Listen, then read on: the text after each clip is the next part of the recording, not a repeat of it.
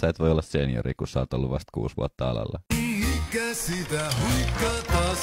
Ja tämähän muuten hiertää.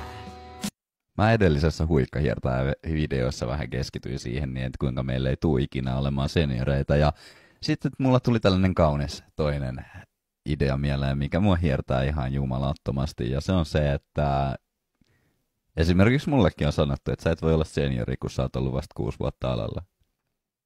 Anteeksi, mitä? Mitä se tarkoittaa?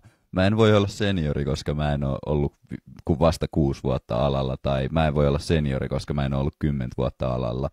Niin kuin, seniori ei ole se, jolla on eniten vuosia takana, vaan se, joka ymmärtää, mitä se koodi maksaa, mitä se koodi tuottaa, kuinka tehdään fiksua koodia, mitä on arkkitehtuuri, miten puhutaan bisnesihmisille, miten bisnesihmiset puhuu sulle, mitä on kaikki muu kuin se koodi. Mä tiedän ihan älyttömästi niin kuin ihmisiä, jotka on tosi hyviä koodareita, mutta mä en ikinä sanoisi niitä senioriksi.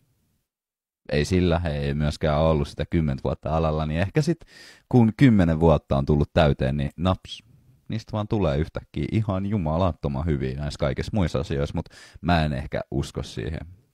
Mutta se seniori on enemmän sellainen niin kuin kaikkea muuta kuin sitä osaamista koodaamisessa ja syntaksiin tietämistä. Se on niin kuin hahmotuskykyä ja se on sellaista ongelmanratkaisukykyä ja se on sellaista niin kuin yleistä tietoisuutta siitä, että mikä on tämän hetken tilanne, mitä se koodi maksaa, mitä se tuottaa, rakentaa silleen arkkitehtuuri, että sitä voi joku muukin tehdä.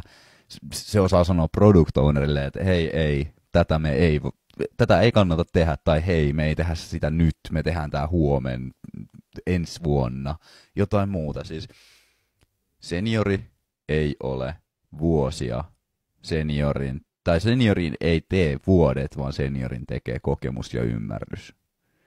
Se äijä, joka on istunut siinä 10 vuotta kahvikoneella, niin se ei tee susta senioria. Se ei tee siitä senioria, että se on ollut 10 vuotta siinä kalenterivuosina siinä firmassa. Ja myöskin niin.